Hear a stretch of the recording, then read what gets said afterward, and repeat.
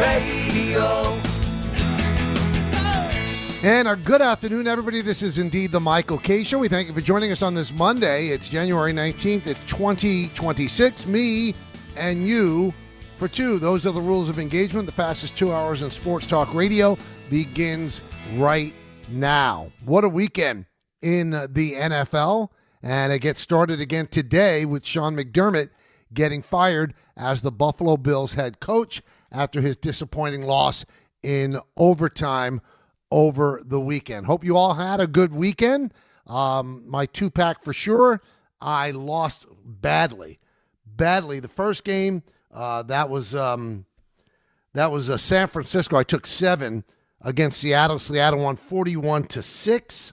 I did take the Patriots. Gave the points to the Texans, and the Patriots won that one 28-16. It's one of the laughable narrative that's out there. Well, the Patriots haven't played anybody. They haven't played anybody. Now they're set up to play for the AFC Championship game, and Bo Nix is hurt, and Jarrett Stidham is going to be the quarterback. I mean, are you kidding me? You're going to take something away from the New England Patriots? They don't choose what teams they play. It's not like the old Georgetown teams under John Thompson that used to schedule St. Leo. They didn't schedule St. Leo. They played the teams that were on their schedule, and they won.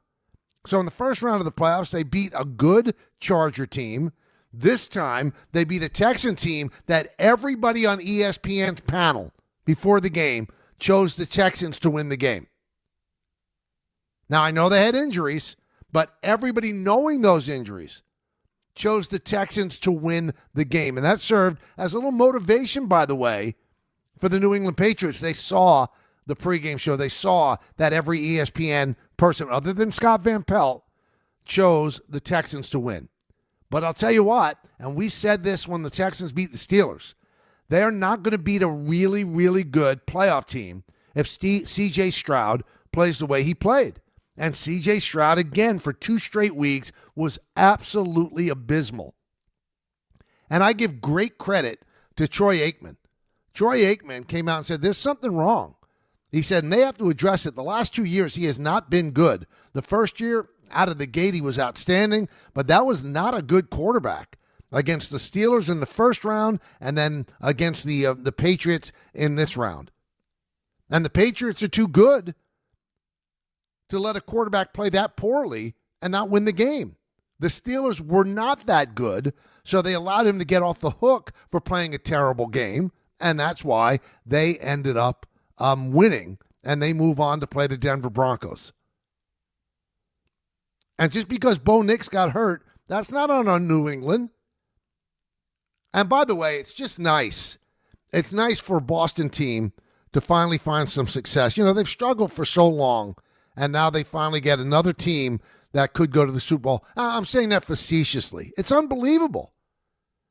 New York sits back and waits for a championship since 2011 when the Giants won the Super Bowl. And Boston churns out the Celtics with another title. And then you've got the Red Sox winning titles. And then you got the Patriots winning titles. And after Tom Brady goes away, a couple of years later, they have Drake May, a guy who might be there another 15 years. And they have a great coach in Mike Vrabel, who took over after Gerard Mayo took over for 1 year following Bill Belichick. Boston has the something when it comes to winning. It's absolutely amazing. I mean, they really are title town. I'm not saying they're going to win the Super Bowl this year, but after 2 straight years of going 4-13, they're now in the AFC Championship game. It's absolutely amazing what they've done. Unbelievable. The game yesterday, the last game that we watched, everybody, the Rams beat the Bears 20-17. And I got to tell you, we're talking about quarterbacks that didn't play well. Matthew Stafford didn't play well yesterday. I mean, they're very fortunate that they won that game. Very fortunate. He missed receiver after receiver. He didn't seem like he knew where the ball was going. And this is a guy who's probably the MVP. It's either he or Drake May. I think it's going to be Stafford. But they win and they move on. And they'll play Seattle. And I'll tell you, early thoughts, I don't know how Stafford playing the way he played yesterday can beat that Seattle defense. That Seattle defense is ferocious. And in that game, in the Rams' 20-17 victory in overtime over the Bears, it's one of those plays that happened in a losing game that will never be forgotten. That will never, ever be forgotten. Caleb Williams, 4th and 4, 14-yard line, and the rush is on. They're down by 7, the Bears are, and Williams keeps backpedaling, and then fires up the back foot. The actual play was 51.2 yards in the air. So it's going to go down as a 14-yard TD to Cole Kmet. It was so much more than that. It lit up an entire city. It lit up Soldier Field. And it begs the question, at that time, why didn't they go for 2 to avoid overtime? And I understand, I heard during Barton Carlin what Ben Johnson said. Excuse me, my nose is running for some reason. Ben Johnson said he didn't like some of the plays they had at the goal line, so he decided to go for it. To not go for it, just have the extra point kicked and take their chance. In overtime, they had an opportunity, but they didn't get it done. An interception thrown by Caleb Williams, like a bad route that was run, because Caleb Williams was locked in. He's a beast. He can run, he could throw. I wish that he could do better in the first half, but it was 10-10 in the first half, so they had a chance. But the bottom line is that's a play in a losing cause that will be remembered forever. It's almost like the Andy Chavez play that Don always jokes about. Well, what does it matter? They lost that series, but it's a play that will be remembered forever. And Jeter's dive into the stands in a year that the Yankees ended up blowing a 3-0 lead to the Red Sox. That will always be remembered. There are plays that are done in losing situations that will be part of forever, and that Caleb Williams play will be part of forever.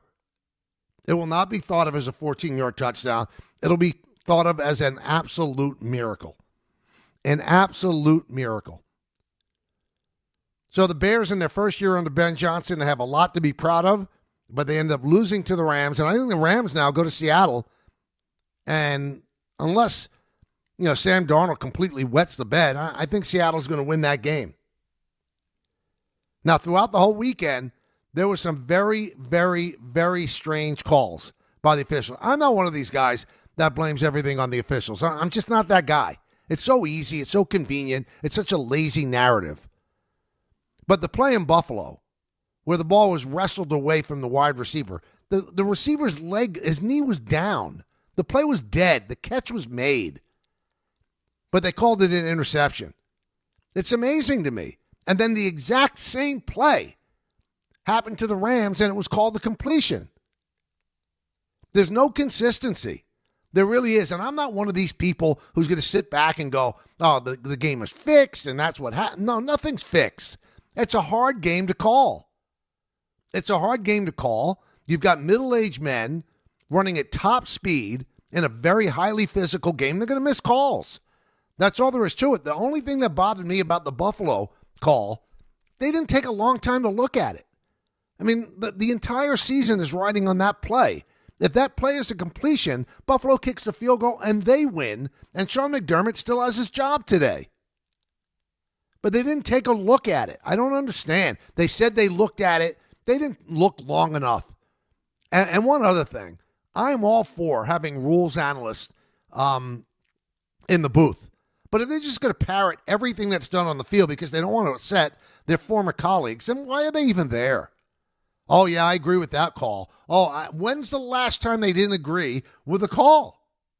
When's the last time they didn't agree to a call? I think the best rules analysts are the ones on Fox. I really do. But the other guy, no, that's a good call. Really? There's no bad calls on the field. That's kind of ridiculous. So we have the Final Four in football. It's going to be the Patriots against Denver. That'll be in Denver. It's going to be the Rams against Seattle, and that's going to be in Seattle for the right to play in Santa Clara for the Super Bowl in February. It's been good so far.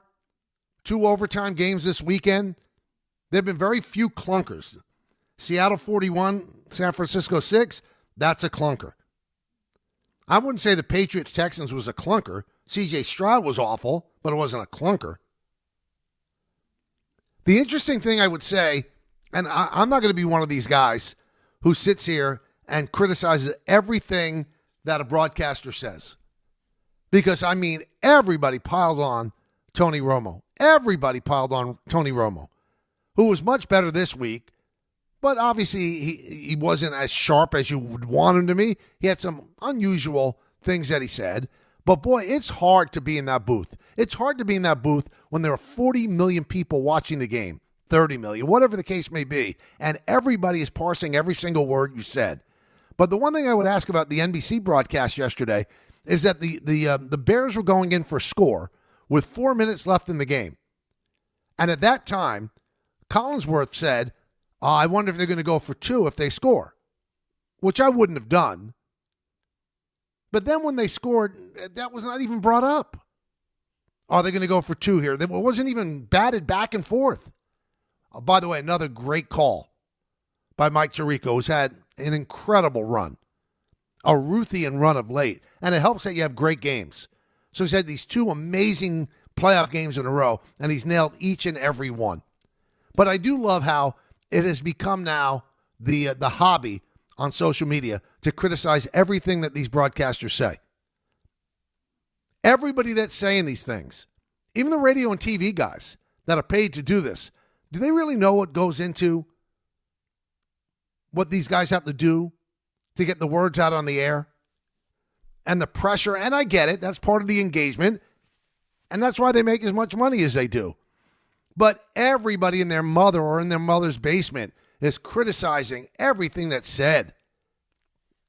Now, sitting back and thinking, I'm kind of lucky that I've reached a level of accomplishment that's not at that national, perch, because these guys can't catch a break. I mean, if you're the broadcaster for the Yankees, yeah, obviously you're going to be scrutinized, but not at the level where the whole world is looking at these guys. Everybody and their mother in the New York footprint will criticize something that a New York broadcaster says, but when you are a national broadcaster, everyone becomes an expert. Like anybody could do the job that Tony Romo does. But boy, I guess that's the new thing now. Everybody's a critic. Everybody. That don't have any idea whatsoever what it takes to go on the air and do that stuff. And I'm the first to admit, is Romo as good as he was at the beginning? No, he's not. And I said that the best of all of them is Troy Aikman. There are the best of these. But, I mean, the scrutiny and the criticism is off the charts crazy. Crazy. People don't stop. They simply don't stop. Every single sentence uttered is criticized and analyzed and scrutinized. But I guess those are the rules of engagement, right? One thing I would criticize. We heard last week when Ben Johnson beat the Packers that, he had this very quick handshake to LaFleur. And he was mad at the Packers, bleeped the Packers, he said in the postgame locker room scrum. And Sean McVay is very close with LaFleur and supposedly was very angry about the way that Ben Johnson greeted him. So at the end of the game, isn't it incumbent upon NBC to follow that until we see the handshake?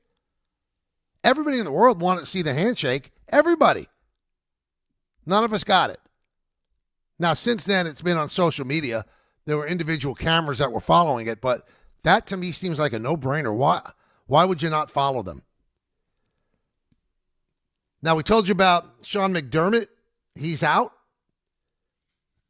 9 years, and he wasn't able to do it with Josh Allen. Now, you want to talk about that bad call on Josh Allen on the play that was ruled an interception? You can talk about that. That's a legitimate thing to debate. But Josh Allen did not have a good game. That turnover at the end of the first half that gave them 3 points, disgraceful. He didn't have the great game. That's why he was crying at the end of the game. I'm a Josh Allen fan, but he did not have a great game at all. He had a really, really rough game. And at the end of the first half, I mean, you take away those 3 points that were given. There was nothing going on there. Why was he even running? They were so far out of field goal range. He's running. It looked like he just tossed the ball on the ground. Like he's doing a lateral. That's on Josh Allen. The bad throws, the turnovers, those are on Josh Allen. The interceptions, those are on Josh Allen. Now, the coach always ends up being the one that's criticized for it, and he lost his job for it. So 9 years McDermott missed to get to the Super Bowl with one of the great quarterbacks that you'll ever see. So I saw this stat, which is kind of amazing. Do you know McDermott and the Bills have won a playoff game in 6 straight seasons? That's only been done 3 other times in the Super Bowl era. Dallas did it from 1991 to 96, and in that time they won 3 Super Bowls. The Pats did it from 2011 to 2018, and in that time they won 3 Super Bowls. And then the Chiefs did it from 2018 to 2024, and in that time they won 3 Super Bowls. And the Bills won 6 straight playoff games, or a playoff game in 6 straight years, and they didn't get to the Super Bowl. That's why Sean McDermott now is out of a job. Who's going to get that job? It's anybody's guess. You hear the name Brian Daboll thrown around because Josh Allen and Brian Daboll are very, very close. It's an interesting job to inherit a quarterback like that. That's a pretty good team. Is it a perfect team? No. But their GM Bean, he's kept. McDermott is gone. And McDermott was very critical of the officials after the game, really fought and thought that Buffalo got worked over by the officials, and here he is, he lost his job.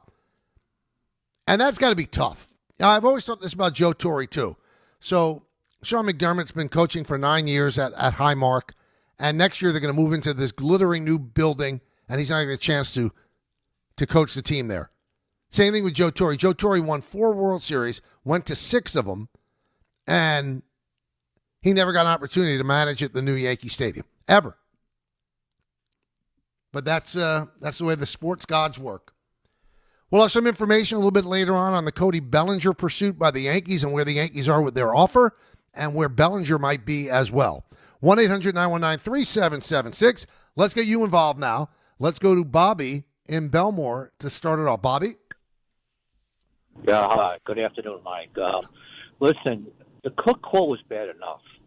But if NBC, I think CBS, it was on, when Coleman got held in the end zone, end of regulation, that was a clear held, holding his arm. And I thought they didn't focus on that enough. And then on the winning drive, you know, the first holding call on the Bills was a joke. I mean, he had his hand on his arm, but he wasn't grabbing it. But they don't call that. That would have won the game before the Cooks play, because that was a clear hold on Coleman. And they kicked the ball in the regulation. They scored a touchdown. The game was over. So that was such inconsistency on the referees. Oh yeah, by the way, Jeter died was in the regular season. I think I don't think that was during the playoffs. I know it was. I'm just saying that during the regular. Don always said that during the regular season it doesn't mean anything because they didn't end up winning the World Series. Obviously, I know it's during. I called the game. It was in, I think it was in July.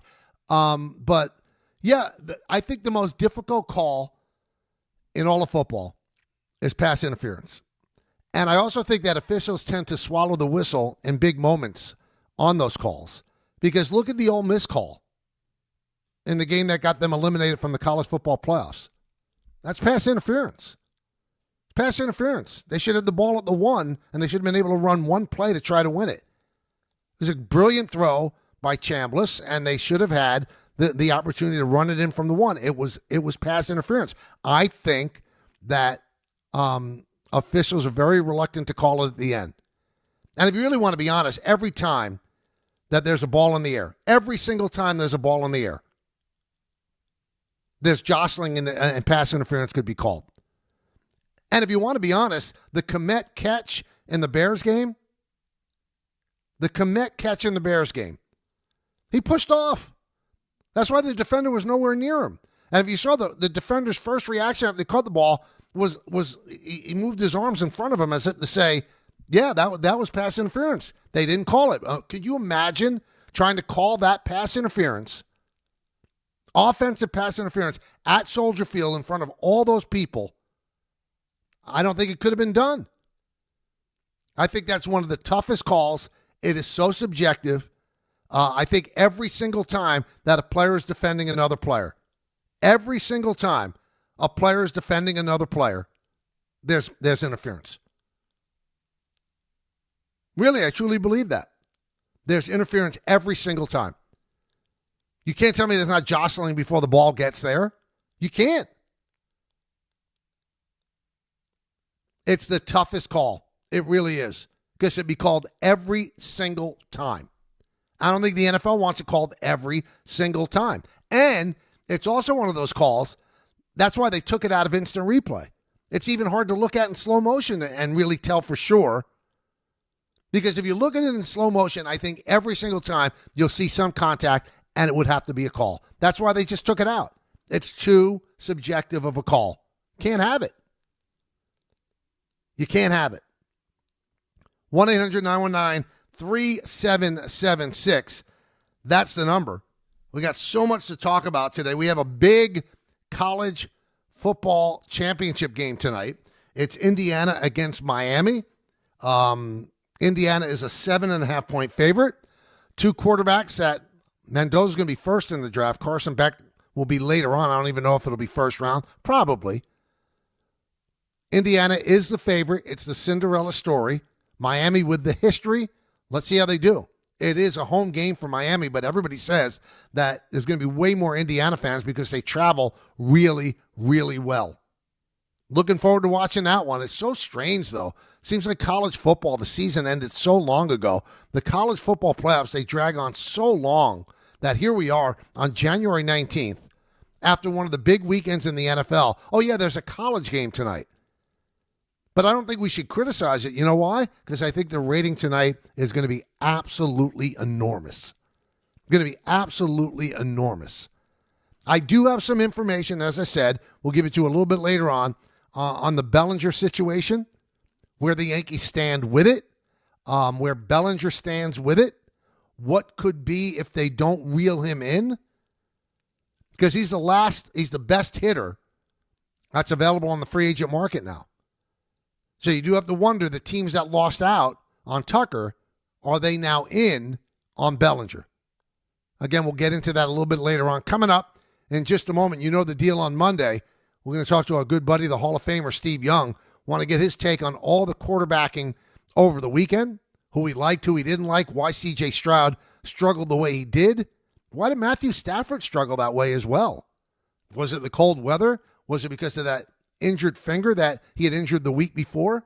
Steve Young should have the answers to that. We'll talk with him in just a moment. So buckle up. A big Monday show. Again, the number is 1-800-919-3776. Michael K. and you until 3 right here on ESPN New York. Smalls here. Life is full of choices, some big, some small. And when you choose an H&R Block Tax Pro, you're choosing the largest network of tax expertise to be in your corner. For when your big ambitions need help with the small details. For when your six figures come from 6 different places. For when your gaming stream becomes your revenue stream. For when your business's year one needs 70 years of tax know-how. At H&R Block, they've seen it all. And they're here to help you make the most out of your money for life outside the box. Talk about stepping up. Bang! Bang! It's time to level up your game. Introducing the all-new ESPN app. All of ESPN, all in one place. Your home for the most live sports and the best championship moments. The electricity is palpable. Step up your game with no annual contract required. It's the ultimate fan experience.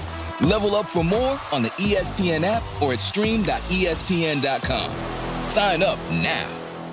1-877 Cards for Kids. KARS Cards for Kids. Ready to get rid of that old car? Donate it to Cars for Kids. Call 1-877-CARS-FOR-KIDS to reach a friendly live agent. Donation's super easy, and your car can be picked up as soon as tomorrow. Call us now, 1-877-CARS-FOR-KIDS. 1-877-CARS-FOR-KIDS. Donate your car today. Did you know you can donate real estate too? When a trophy is raised, it can feel like the season's over. But on the ESPN app, it never really is. Because with more than 47,000 live events, plus originals, highlights, and coverage from every corner of the sports world, There's always something to dive into. No off-season, just everything a fan needs to keep going. Always in season. Get all of ESPN all in one place. Download the ESPN app on your TV or phone today. Hey, football fans, picture this. You bet on your favorite player to score the first touchdown in the game, but his teammate scores instead. If this happens, BetMGM wants to give you another chance at the end zone. With BetMGM's Second Chance promotion, you'll get your stake back if your first touchdown scorer scores second instead. Really? That's right. Bet on any pro football player to score the first touchdown of the game. If you're right, you win. If your player scores second, you get your stake back in cash. With BetMGM's Second Chance offer, you have a chance to keep the fun going after the first player crosses the goal line. Try a first TD scorer wager with confidence today. BetMGM. Make it legendary. BetMGM and GameSense remind you to play responsibly. See BetMGM.com for terms. 21 plus only. New Jersey only. Existing customer offer. Subject to eligibility requirements. Rewards paid back in unrestricted withdrawable funds. Gambling problem? Call 1-800-GAMBLER. Hi, I'm John D'Agostino from D'Agostino & Associates, the injury firm. You know what's interesting about the words personal injury? The first word is person. And at D'Agostino & Associates, that word means everything. That's because I handpick every person in our firm, from the pleasant professional person who answers your call to the experienced person litigating your case in court. Because every person in my firm is an extension of me, and the only way to exceed our clients' expectations is to deliver the highest level of personal service every single time. And that starts with hiring the right people. You see, we know that every client is a person too. Someone going through the toughest time in their lives and deserves to be more than just a file number. At D'Agostino & Associates, we put the person back in personal injury. So call 1-800-BITE-BACK. That's 1-800-248-3222 and ask for me, John D'Agostino. And let's talk about your case, person to person. D'Agostino, law, bite back.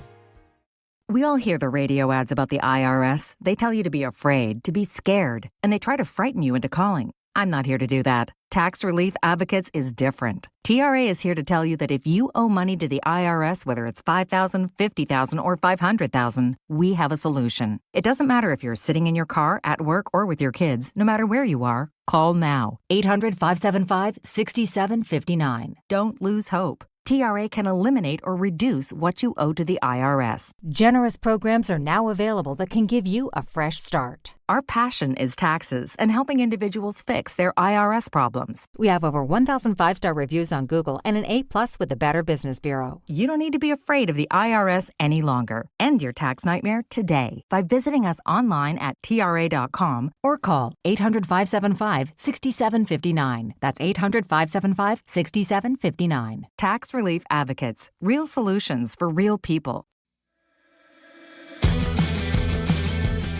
Welcome back to the show, everybody. You know the deal. Mondays at this time, we get a chance to talk to one of the greats, the Hall of Famer, Steve Young. I can't wait to hear his take on some of the things that happened over the weekend. And Steve joins us now. Hey, Steve, how are you? Michael, how are you, buddy? I'm doing well. So you're watching. You've been there. You've done that. You're in the arena. How aghast at you were you at what Caleb Williams was able to accomplish on that last play? What happened there, and how much were you shocked by it? You got to be shocked because that's zero hit rate on that. I mean, in the NFL, that might work in high school, maybe not even in high school. Like that just play shouldn't. Defensively, you got to be pretty embarrassed, right? You can't. What were they?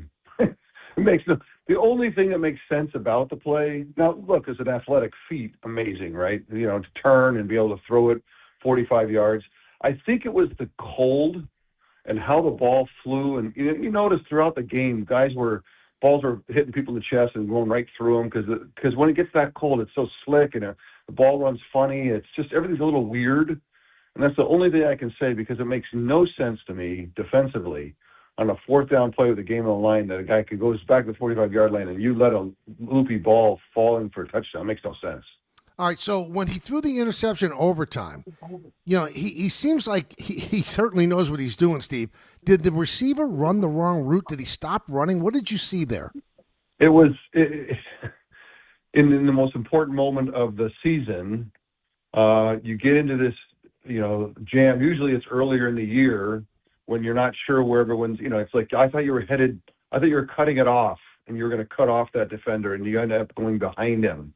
And that's what happened. He went behind the Ram defender and so it looks like he threw it right to the Ram guy where he thought I think it was late in the play, right? So the route had been developed and now it's kind of, hey, look, where are you headed? I took extra beat to let you go there.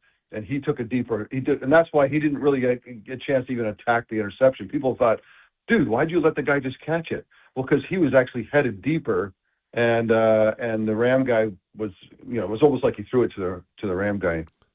When the Bears scored on that wild touchdown at the end, did you think they should have gone for 2? No, because I don't think that's their.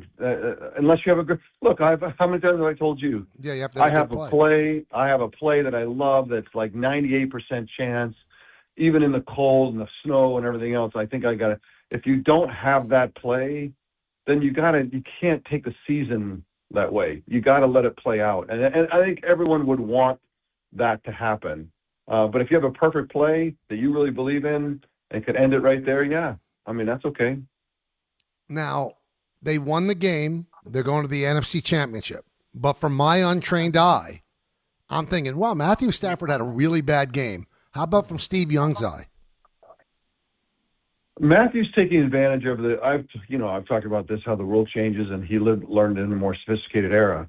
He doesn't have to go get all those yards with his legs because he's that smart. Mm-hmm. But in the situation that yesterday, it's just tougher sledding in the cold. And so for Matthew to pull that, to not be able to run around and not be able to get yards with your legs and still pull it out in minus, whatever it was a heck of I thought it was a yeoman's effort for how he has to do it. And so I don't have much criticism, to be honest with you. Like, it was a tough night for quarterbacks, and Matthew survived it. And I think that's what he'll thrive. I mean, that, like, he survived this week, and next week he maybe throw for 400 yards and 5 touchdowns. Like, that's the kind of guy he is. And so he's dangerous next week against Seattle. I thought he survived yesterday, playing what I thought was, veteran ball, but certainly could have played better. Let's talk about the Bills game. They end up losing. Sean McDermott gets fired today. After the game, Josh Allen literally sobbing. Could you appreciate where he was coming from? Because I don't think that was a top-flight Josh Allen game either. This subject is very close to my heart because Josh is me. I mean, he's taller and does a little bit. It's like, I just love. In 2026, he is the guy. I'll defend it. You can peck at him as much as you want. It will not affect me. Mm-hmm. He needs help, just like Justin Herbert needs help. Both of them are the best players in the league. And people are like, oh, they can't win a Super Bowl. They can't win a Pro Bowl. Justin Herbert. Josh Allen needs an innovative. Look at who's in the playoffs. Look at who's thriving in the championship games. Look who's like in the last couple of years too, with Andy Reid, Sean Payton, Kyle Shanahan, Sean McVay. Look at what's happening. They're getting innovative minds that are the offense. They just make the quarterback job easier and harder on the defense by how they deploy the people. It's just a philosophy. It's how they do it, and that's what he needs. He needs it. Justin needs it. They need that kind of innovation in the 2026. The game's different, and Josh is that guy. And so I'm sorry for what happened for Sean. He's been an amazing coach, an amazing winner, but Josh is ready to go win Super Bowls, and they need the help to get him there. I hear everything that you're saying, but do you think he made some mistakes in that game, especially the one at the end of the first half? He made stupid stuff. Yeah, it's just dumb. No question. I'm not making him not accountable. Mm-hmm. I'm just taking a more broad picture of it. He's accountable. Turn the ball over, throwing it back. I mean, that's just dumb. and he knows that. But he plays Superman so much, and that's what Patrick Mahomes was in a similar situation 4 or 5 years ago. Josh has never gotten out of it because the team is not built to take the pressure off of him. It's built to put more on him, and so he tries to answer that. And Superman doesn't. It's like he's still human. Superman's fictional, right? You can't just. And so he keeps trying, and he succeeds at it amazingly a lot. But you can't, especially in the playoffs, you can't play Superman every week. And so that's just. I blame him. He has to not do that, right? That's just dumb. But I'm not blaming anybody. I'm just trying to say, to win Super Bowls, you have to get the help necessary. Every quarterback who's ever done it got the help that was necessary, and he's not getting it. That's all I'm saying. I'm not trying to make him not accountable for dumb plays, bad throws, trying to do too much, taking too much on himself. Those are all things that he has to deal with. Can you tell us, and we're talking with Steve Young here on the Michael Kay Show, you see him after the game, and like he's just distraught, and he is literally crying. What does it take out of you, that long, training camp, every game, 17 games? Can you appreciate where he's coming from there, Steve? I mean, is your heart broken? Yeah, every inch of it. I have players, I have baseball players that are good friends of mine, Kevin Millar particularly. We just laugh about, he says 17 games, we play 162. Yeah. And what you don't realize in football is, there's a lot of time in between games, but that only makes it worse, right? Because it's just a long slog with the media, with preparation, and it's a battle every weekend. Like, the seasons are brutal, and every game is everything. And it's the emotional toll that you just gotta. Even when you win the Super Bowl, you just finish. You're like, man, I gotta take a break. Mm-hmm. And then you pile on 6-7 years of playoff misery, and now this is the year without Mahomes, without Burrow, without Lamar in the AFC, and this is the year where you have to, it's guys that you don't know as well that you should be able to take down, and you feel like you take them down, but you don't get it done, and it's just, I think the pain of the game, of the season, of the seasons, it just pours out. You can't help it. I really felt for him, just as because he knows that he's done everything, and he will have done everything in football, but he knows that you got to get to the Super Bowl. Now let's talk about C.J. Stroud. 2 straight games, Steve. He really did not perform well. I thought Troy Aikman was very pointed at the end of the game when he said, that first year he was outstanding. He has not been the last 2 years, and something's up, and it has to be addressed. What do you think is wrong with C.J. Stroud? He's not processing well enough, and that's the job.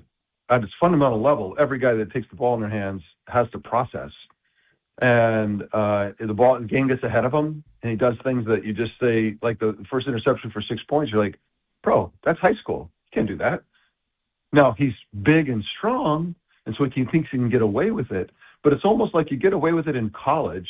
You can't get away with it in the pros. And so you have to elevate your game. You have to refine it. And I think his effort is there, but especially in the bigger games, again, trying to do too much. Like, I'm big, strong C.J. Stroud. I can do anything. And he was probably the biggest, strongest kid when he was 8 years old, right? And so his whole life he's heard that you're Superman. And same theme in a different way, and he needs to get more developed in his processing so that he can be smarter and be more effective and more efficient. And look, I think, and it seems like in yesterday's game, you also need to develop the ability to stop the bleeding. Like, things are not going great. I'm in a playoff game. Playoff games go quick. I have a defense that's ferocious. Calm yourself down. Let's stop the bleeding. Let's go fix it. And let's not lose. I'm not going to lose this game. I might not win it by slowing down and maybe being more careful, but I'm not going to lose it. And that takes maturity and it takes time to develop. And that's what he's got to develop in those ways to find his potential. That's it. Let's move to the Denver situation. Bo Nix gets hurt, breaks his ankle, he's out. Can they win with Jarrett Stidham? Obviously, the Eagles won with Nick Foles. The Giants won with Jeff Hostetler. Can they win with Jarrett Stidham against a really good New England team? It's super tough, right? But it's one game. It's 4 quarters. If New England plays clean, I can't imagine it. But as soon as they turn it over, as soon as something goes haywire, they start slow on the road and intense, and you know that defense is going to say to themselves, again, Knute Rockne's famous because he made a speech, an emotional speech, and then everyone went out and played great football. Like, football is an emotional game. You got to get, it sounds stupid, you got to get prepared to go ram into people. And when you have intense, kind of white-hot purpose, which is now we've lost our quarterback, we're in the championship game, or we've got the Super Bowl, I can taste it. Everyone rises up even more. Like, you can get efforts that you just superhuman efforts out of a group of people that you didn't expect because they now know we can't let them score. Mm-hmm. And so that stuff does matter in football, and even in championship football, it does matter. But it's at some level, if the other team plays clean and better, well, it just wears you down because Jarrett's not going to be able to be prolific. They can't call a game to be prolific because that's too risky. You have to be very careful with the football. Punt is your friend in many ways, right? And then how can we scratch out some scores? So, I mean, it doesn't take a genius to figure this out. It's going to be super hard, super terrible that it happened to Bo. And it was so dramatic that he walked in after the game, after the most amazing win ever, and then had to announce that he'd broken his leg. But it's doable. It is doable. But things have to break their way, and the defense has to hold them under 10, or under 14, we'll say. Nothing broke the way of the 49ers. Did it finally catch up with them, all of the injuries, all of the key players that went down? And could it just be as simple as this, Steve? Seattle is unbelievable defensively. Yeah. First thing you got to say, Seattle is all of that.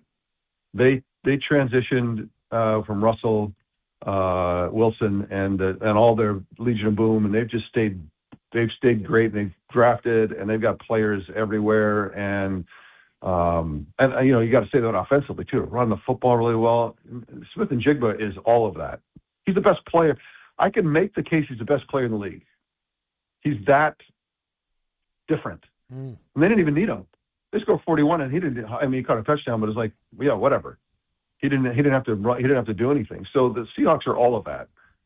That's the thing you got to know. Now the 49ers are a case study in resilience and mental toughness and figuring it out throughout the season. You give them tons of credit, but at some point you got to show up with your A game, and they haven't had that for a long time. But I give them credit. But now they're getting older, and they've got to transition to. All their stars, their superstars, except for Brock, are old, and they got to figure that out. Also want to ask you about the interception on the Cook play in Buffalo. Did you think that was a catch and it should not have been wrestled away? And do you believe that the other play later on in the Bears game that was a catch? So. You're talking about the Bears game. You're talking about the Rams with Devontae's catch. Yeah. No. The other catch that was. Why am I spazzing out on this? It was another play, in one of the games where it was the same sort of play that it was wrestled down, and they said no, it wasn't. It was a catch. So but I can't remember the other one. You have to remind me of that one. But the one in the Denver one. Here's the thing. I ask anybody who watches football, was it incomplete? And it's like, no, it was not incomplete, right? It was either a completion or an interception. So because then you ask yourself, was it a completion? Let's go. We're building into it. Was it a completion? And we've watched enough frame by frame reviews now for years that we are as good as anybody to figure out what it was. And the truth of the matter is, he never settled with him. He didn't catch the football. He had it in his belly for a minute, but he didn't actually secure it and catch it. And the other play was the Adams play, Steve. That you were right. The other play was the So Adams. they added. So but what I'm saying is he never actually completed it, and so the defender can't steal it if it's not completed. So if it's laying on his belly for a fraction of a second, he hasn't completed a catch, and a guy takes it and rolls over, and then it is an interception. Like I and that's why I don't think they went over it again. It's like it was so, to me, very clear very quickly that did he have it? You know, because he can't. We know that your defender can't steal it from a guy on the ground. That can't happen. So if he's on the ground with the ball completed, then it's his ball. But it just didn't happen. He didn't get it wrapped up.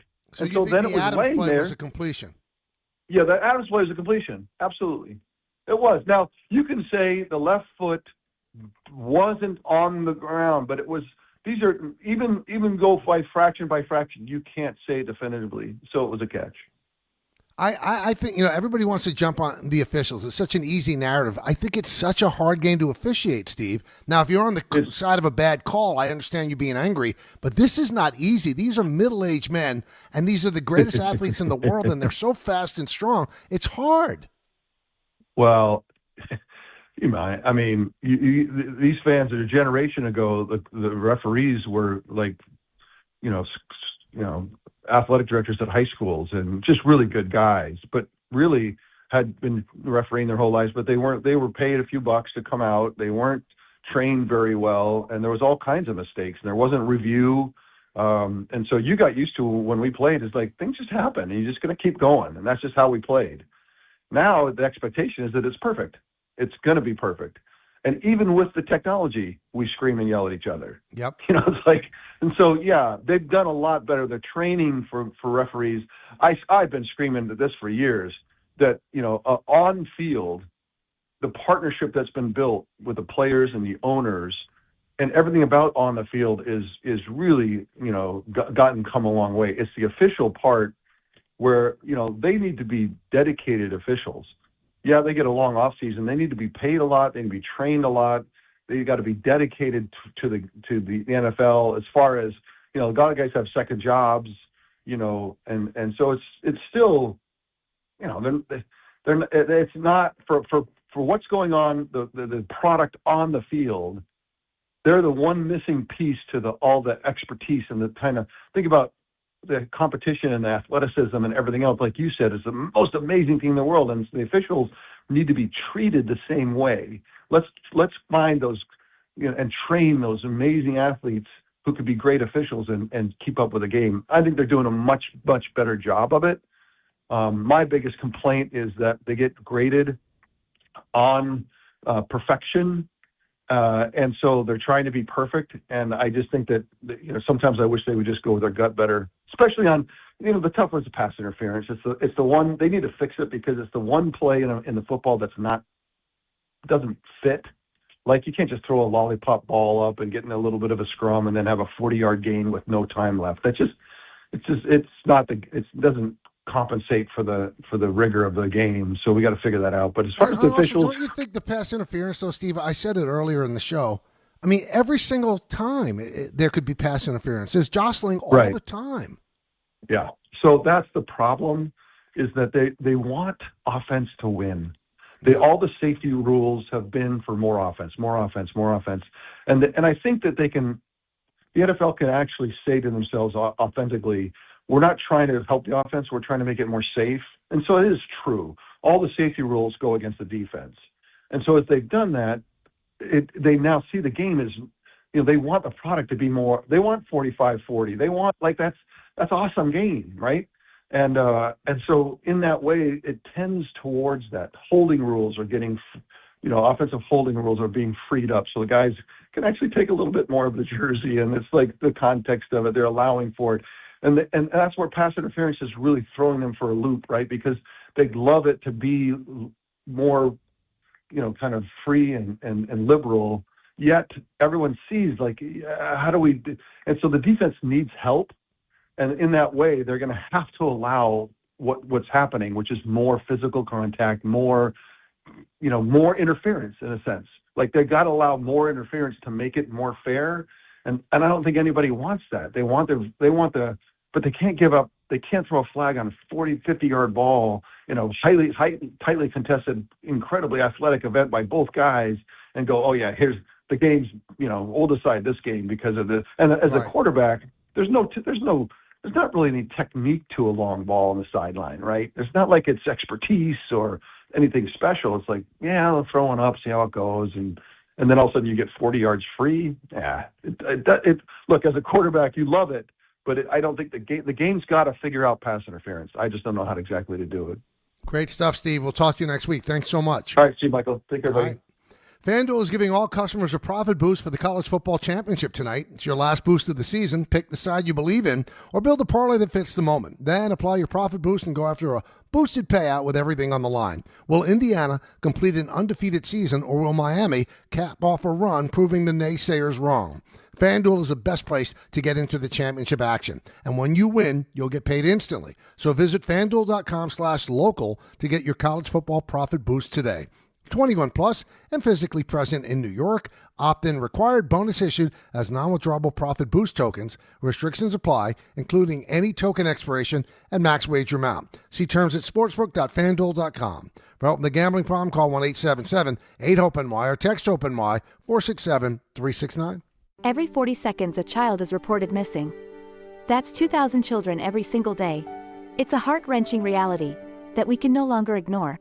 Find the Children is a non-profit organization dedicated to helping find missing kids. You can be a part of their mission by donating your unwanted vehicle, running or not. Call 1-800-294-0222. We guarantee that you will receive the maximum tax deduction. We provide fast, free pickup with 24-hour response. Call 1-800-294-0222. Find the Children provides crucial resources to help find missing children and educational materials to teach kids how to recognize and avoid predators. Our recovery programs have a proven track record of reuniting kids with their families. It's time to act. Donate your unwanted or unused car. Help us build a world where every child is safe. Pick up the phone and call 1-800-294-0222. Together, we can bring these kids home safely. This advertisement was paid for in partnership with Cars R Us and Find the Children. If you've been injured in an accident that wasn't your fault, then you need a lawyer who knows New York's unique personal injury and workers' compensation laws. At the Parisman Firm, they have decades of experience handling all types of accident cases and a proven track record of delivering huge results. Their team has already recovered nearly $1 billion for injured New Yorkers. From construction to car accidents and slips and falls, they've got you covered. Call the Parisman Firm now at 718-WORKERS, where your case is their cause. Get the justice you deserve today. Hey, New York and New Jersey, Boost Mobile has an unlimited talk, text, and data plan that's only $25 a month forever, meaning you'll only ever pay $25 a month for the rest of your life. Who wouldn't want unlimited wireless when it only costs $25 a month forever? If you don't, you must be one of those people who enjoy overpaying for their phone plan. $25 a month forever is truly as good as it gets, so go online and switch now at boostmobile.com. After 30 gigabytes, customers may experience slower speeds. Customers will pay $25 a month as long as they remain active on the Boost Mobile Unlimited plan.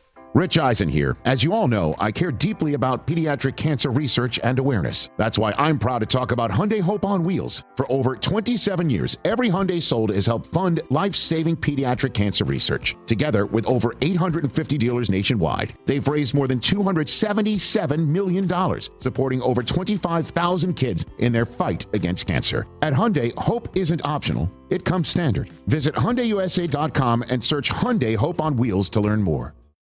Life is full of choices, some big, some small. And when you choose an H&R Block Tax Pro, you're choosing the largest network of tax expertise to be in your corner. For when your big ambitions need help with the small details. For when your six figures come from 6 different places. For when your gaming stream becomes your revenue stream. For when your business's year one needs 70 years of tax know-how. At H&R Block, we've seen it all, and we're here to help you make the most out of your money for life outside the box. Get started at hrblock.com. The College Football Playoff National Championship. Let's go!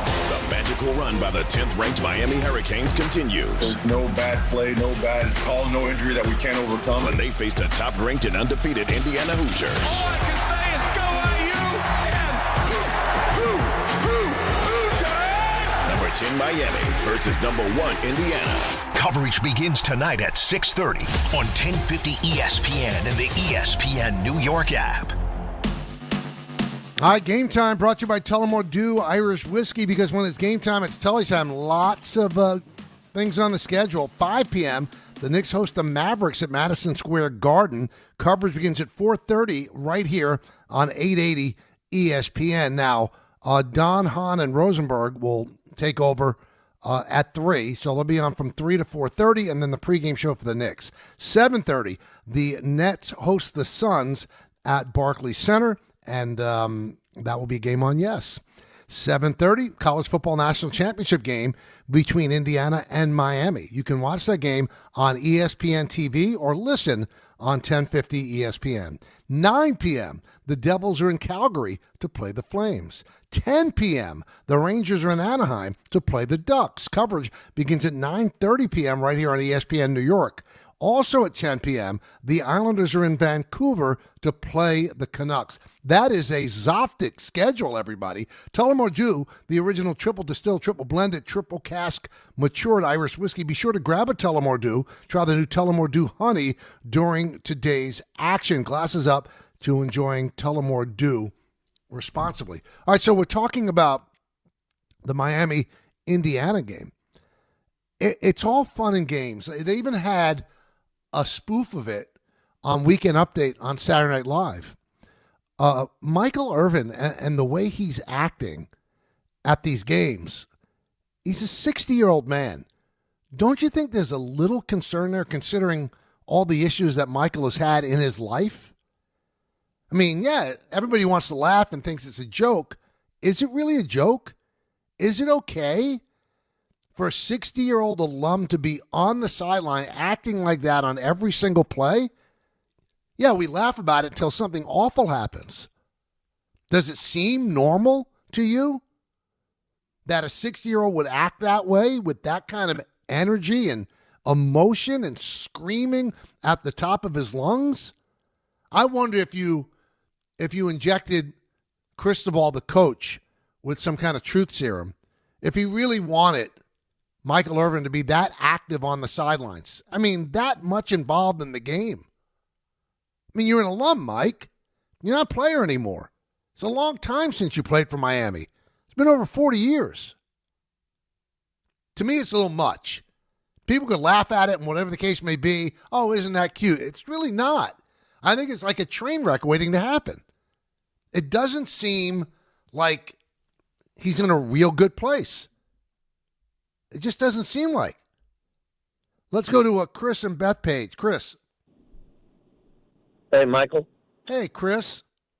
Hey, so listen, I go way back with you, the days of one-on-one. I used to call you up, and you guys were real trailblazers. Great show, and you had the great Rich. That's a long time ago, Chris. That is a long time ago.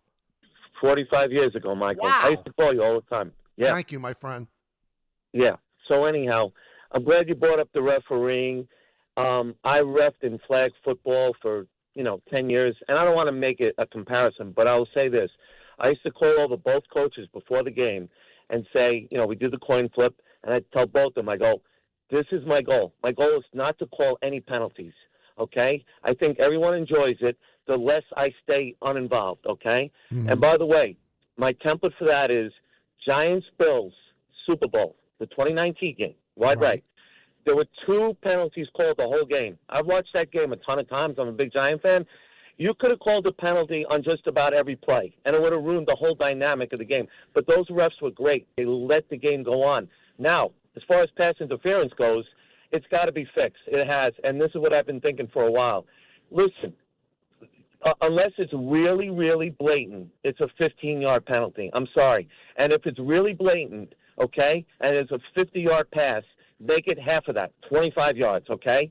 Because you don't know if the receiver was going to catch the ball anyhow. It's such an unfair penalty against the defense, and something has to be done. I think if you take half the yards of a 50-yard, make it 25 yards, and I think that would help out a lot. Well, Chris, I like the way you're thinking, I agree with your essence of what you're saying, but you're putting another thing on the plate of the officials. Was it really blatant?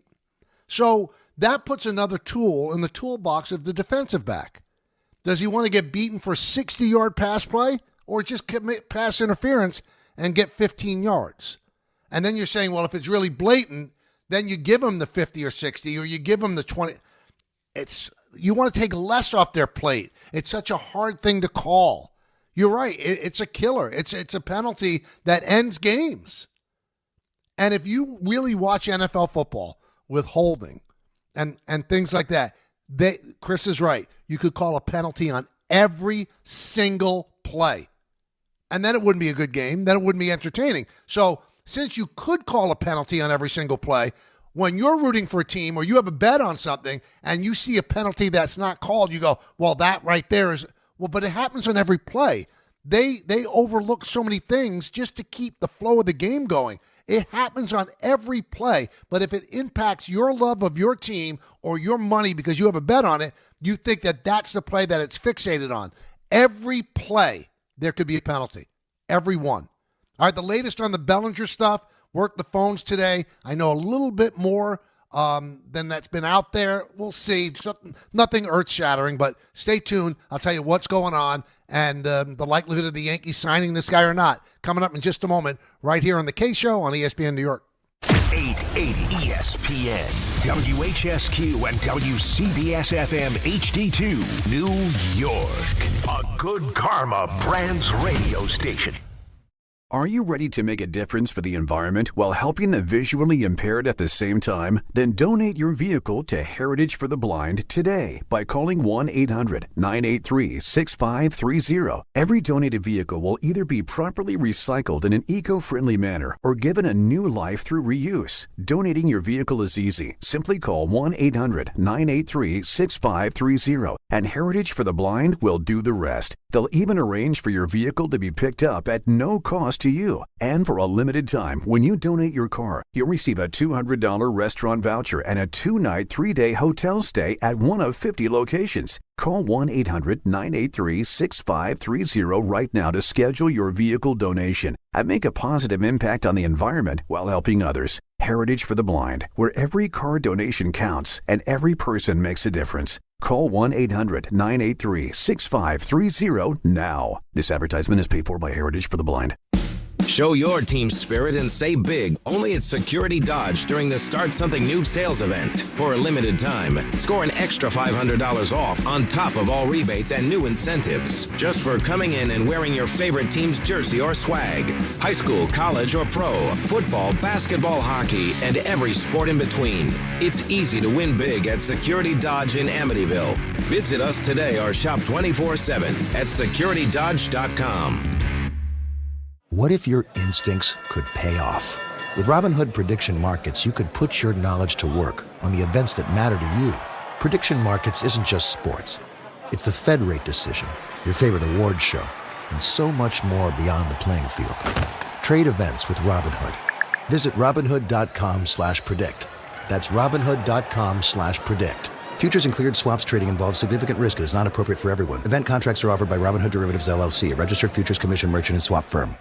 Hey, it's Rich Eisen for Pella Windows and Doors. Sometimes teams take a time out to regroup and call the right play. When it comes to your home, Pella Windows and Doors always has the winning game plan. They do it every day, and that's why your neighbors trust them. Visit Pella.com/Eisen today. Right now, Pella Windows and Doors of New Jersey is offering buy one, get one 50% off and every day 0% financing. Some restrictions may apply. See store for details. Offer ends January 31st, 2026. The post-crib assembly press conference, brought to you by Progressive. Michael, you had some trouble putting the crib together today. What went wrong? You know, those instructions can be tough, and, well, you saw the outcome. Were you upset when your wife pulled you and called in the backup? No, I mean, the baby needs a crib to sleep in, so whatever it takes. You've got a changing table to put together next. It's got a lot of drawers. What's your comment? You know what? We're done here. Like it or not, sometimes you need a backup. That's why there's Progressive to protect your home and auto. Progressive Casualty Insurance Company affiliates and other insurers. Not available in all states or situations. Welcome back to the show, everybody. So, Tucker, signed by the Dodgers. Bichette, signed by the Mets. Bichette doesn't go to Philly. Tucker doesn't go to the Mets. So the last great top flight free agent that remains offensively is Cody Bellinger. So from what I've been able to decipher, and some of this has been reported, and I'm sorry if I'm repeating it, the Yankees have offered 5 years, $160 million to Cody Bellinger. And from what I've been told, they will include a huge signing bonus, and they will give opt-outs after the second and the third year of the 5-year deal. Now, I've been trying, I have not been able to find out what the signing bonus is, but I've been told that it is in fact significant. And the Yankees have had that offer on the table as it's presently constituted for about a week to 10 days. And it was reported by Bob Klapisch over the weekend, the Yankees are not budging from that number or that offer. And this is where social media really does illuminate how a fan base thinks. So over the weekend, I saw so many posts, tweets, whatever you want to call them, out there. Just give them the 7 years. What are you doing? We need them. Which shows that everybody that says that really doesn't, in all likelihood, own a business. Why would they give him 7 years if no one else is out there giving him 7 years? And even if somebody steps forward, like a lesser team that gives Cody 7 years, and the Yankees valued him at 5 years, $160, which is $32 a year. $32 a year. Why would they move off that? You can't react to the market. You value your players at what you think they're worth, and you value your free agent targets at what you think they're worth. And then you move from there. So just because, Kyle Tucker has been incredibly overpaid on a short-term deal by the Dodgers doesn't mean that you have to react to that. But fans get antsy because they're imagining life without Cody Bellinger, which certainly is a possibility. Now, one of the things that's out there is that the Phillies could go after him and the Mets could go after him. But I will tell you this. Let's do basic math. Let's say that those teams that are said to be interested in Cody, and why wouldn't you be interested in Cody? He's a fine player. They would have to give a short-term deal. They're not going to give 7 because you've seen the Mets gave 4 to Bichette, or 3 to Bichette, and the Dodgers gave 4 to Tucker. If they go the short-term, high average annual value, let's do the calculation. Both of those teams, they are already over the $304 million threshold, and they've been over it for several years. So they pay the top penalty allowed, which is 110% of the offer. So just for argument's sake, to make it easier for everybody to calculate it, let's say that the tax is at 100%. And the Mets decide, or the Phillies decide, that they're going to give $35 million to Cody Bellinger on the short term. And if you think about it, they give Cody Bellinger 3 years at $35 million, which would be $105 million. And if you're Cody Bellinger and you really want to play for the Yankees, and you're getting an average annual value of $32 million a year, why? So let's go crazy now and say that these teams that are reportedly in on him go short term and give him $38 to $40 million. Let's make it 40 again for the math's sake. They would be paying essentially $80 million per season to procure the rights to Cody Bellinger. As great as you think that Cody Bellinger is, if you're a team, do you want to pay $80 million for Cody Bellinger?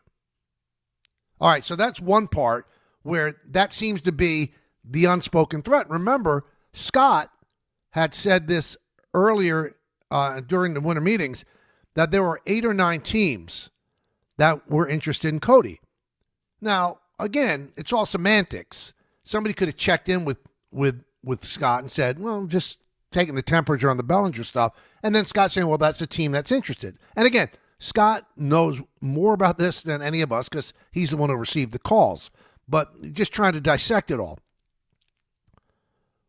Why haven't these teams stepped up with the 7-year offer? Is there a 7-year offer out there? Now, all it takes is one nutty owner. Could the Angels give him a 7-year offer? Who knows? I don't know. I have no idea who would give a 7-year offer. But the Yankees are entrenched at 5 years, $160. Now, at some point, Scott could play the waiting game and say, well, I'm going to wait as long as I can wait, and the Yankees will come back to me because they desperately want him for a 7-year deal. Well, I'm hearing that Brian Cashman is talking with teams about trades. I don't know who the players are, but the Yankees are not sitting there on their thumb just waiting, watching the clock until Scott Boras says, okay, he's going to take it or he's not. And here it becomes a high-stakes game of chicken. So if the Yankees and Scott or Brian Cashman are pursuing other options through the trade market, because the only other thing that might possibly fit, are you bringing back Harrison Bader, and is that really replacing Cody Bellinger? Or are you taking a big swing for somebody out there that we can't even imagine that the Yankees would have to give up a lot of minor league capital to get him and maybe some major league talent as well? Don't know. But if the Yankees decide we can't wait any longer, we're reporting to spring training, the second week of February, we want to get this done. If they pull the trigger on the deal, then there is no offer for Cody Bellinger. Now, they have not articulated that to Boras yet, where, okay, you've got 24 hours, you got 48 hours. But you would think that clock is ticking because they've got to make the move. Is the move simply, which I've always thought, a battle between Jason Dominguez and Spencer Jones, and then you sign up Austin Wells or Austin Hayes to be the right-handed part of that platoon? I don't know if that's the move, but it could be. But if they do make a big play for an outfielder that might be available that we don't know about, then all of a sudden Bellinger's left with nothing. And he might have to sign a contract like the last one he signed with the Cubs, where 3 years with opt-outs after the first and second year, and it might not be what you're looking for. At some point, and I think that when you have Boras as your agent, you are turning everything over to him. All right, you get this done, I trust you. And I'd say 98.5% of the times, you trust Scott, Scott's going to get it done. But for the life of me, I can't see the 7-year deal that's out there. I could be blinded by something. Maybe it's out there. But I don't think it's by the Mets, and I don't think it's by the Phillies. So what other teams are playing in that end of the water, that deep part of the water? So if the Yankees do continue to negotiate with teams about an outfielder, then Bellinger's deal is off the table, and then what does he have? Who's going to blink first? So again, you keep hearing the Mets, and you keep hearing the Phillies. But in reality, do those teams want to commit $70, $75, or $80 million for a year of Cody Bellinger? That's the question they have to ask. I think the Yankees actually look at Bellinger and go, do we want to pay $160 for 5 years? Probably not, but we really like the player. We can really use the player. So we're gonna put more on the table than you would think that we should put on, or that we think that we should put on, because we want to bring the guy back. That's what they did with Soto. So when you say, well, you got to move off of your initial projection, I don't think that their initial projection was 5 years, $160 for Cody, but they saw the way the market was going, and they actually had to move a little bit. But it is hilarious when you read on social media, just give them the 7 years. That's not the way the business works, and that's not a prudent way to do business. That's what Scott Boras wants the Yankees to think. Hey, we would not be the same team without Cody, and they wouldn't be. And if they don't get Cody and they just go with Jason Dominguez, in all likelihood, you could say, the Blue Jays probably moved ahead of them in terms of favorites in the East. You could say that. I don't know what the other move. If they make a trade, let's really play pie in the sky nonsense, and they get Fernando Tatis Jr., then the discussion is different. Then the narrative's completely different. But the Yankees also have to know, because they're a smart organization, I spent most of Friday, so after the show was over, I never do this. I haven't done it in years. I just engaged with all the people that are unhappy. Went back and forth and back and forth. As my wife was getting ready, we went to see Marty Supreme, so the movie was at 7. So I had a couple of hours, and I had some fun on X. But I will tell you this. They're unhappy, but they keep bringing stuff up. You know, they're going to have a terrible offense, even if they bring back Bellinger. And I kept saying they led the majors in runs scored and home runs last year. Now, you can say, well, they're not the same team in the postseason. Well, obviously they're not. But when you say they're going to have a terrible offense, you're wrong. They didn't have a terrible offense last year. And then a lot of people kept saying, yeah, but the bottom of the order, it's just a black hole. The most important stat in any sport is runs and points, because that's how you win games.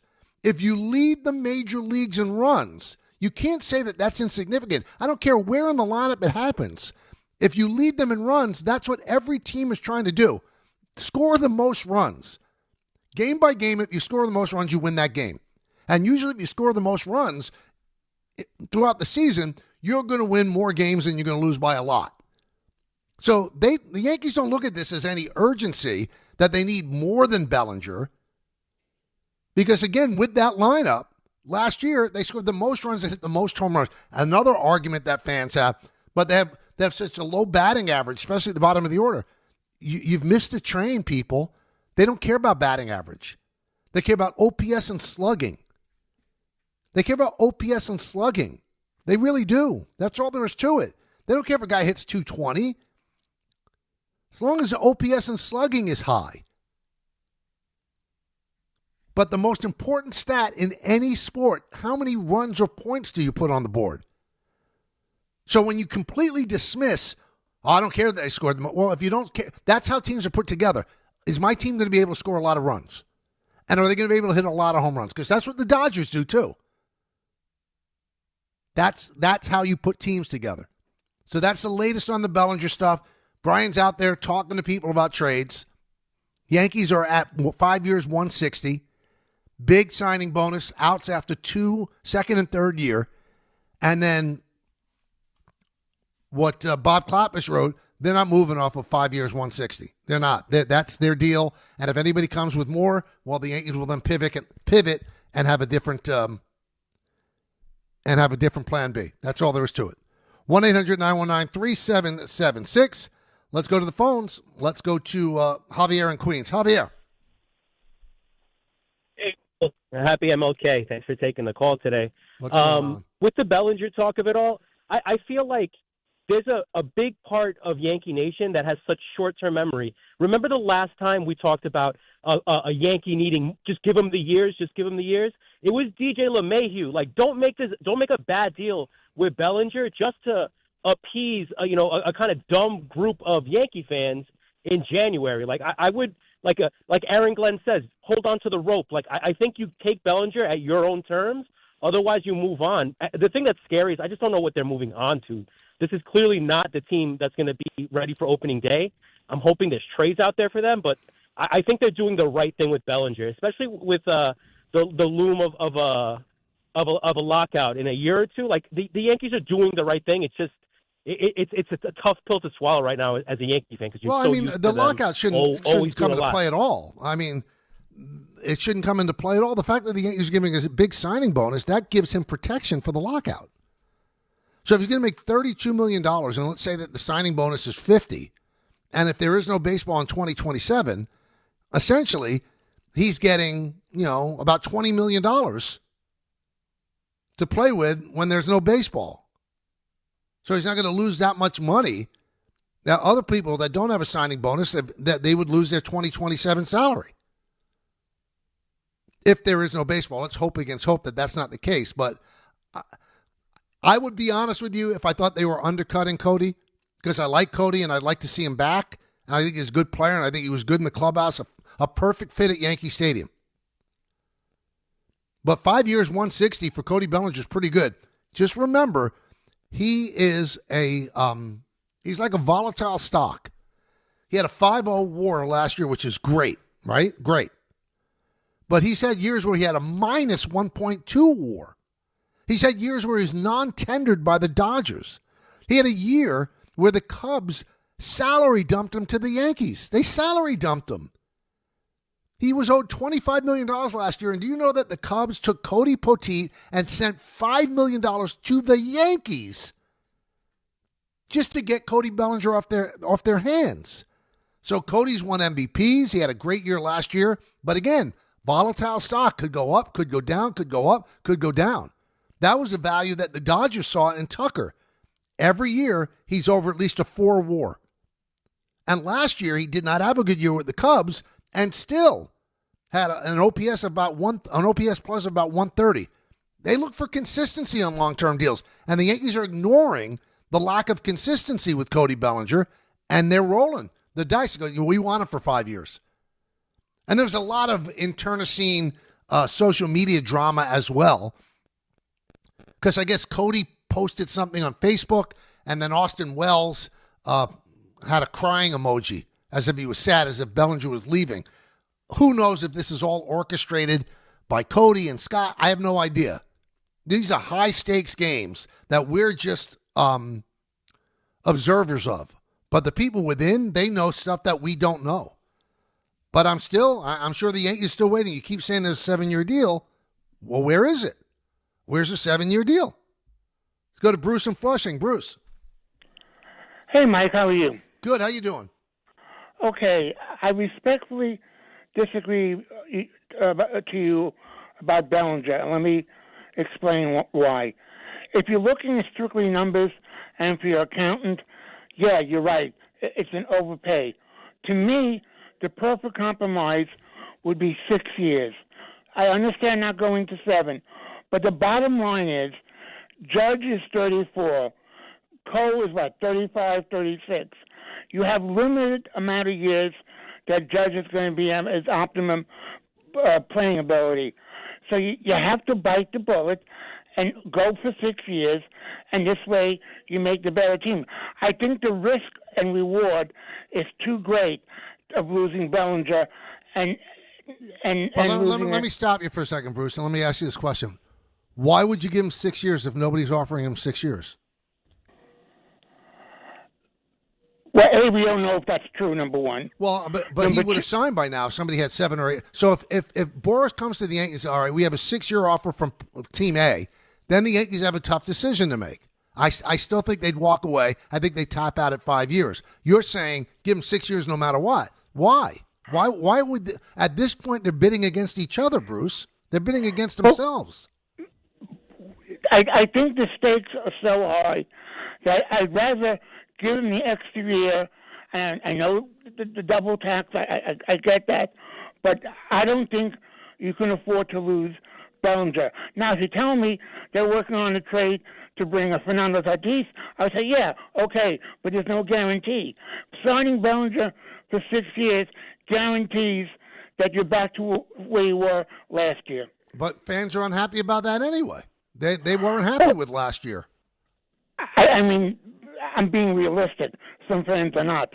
I'm being realistic. If you bring me last year's team with a full year and Cole coming back, you go into the playoffs and you have a decent shot of winning anything. Everything, as they say, is a crapshoot. But you make, at least you have a good shot. By not signing Bellinger, unless you tell me I got this outfielder coming in and no problem, fine. But you don't. There's no guarantee, and you're risking the fact that you'll be worse than last year.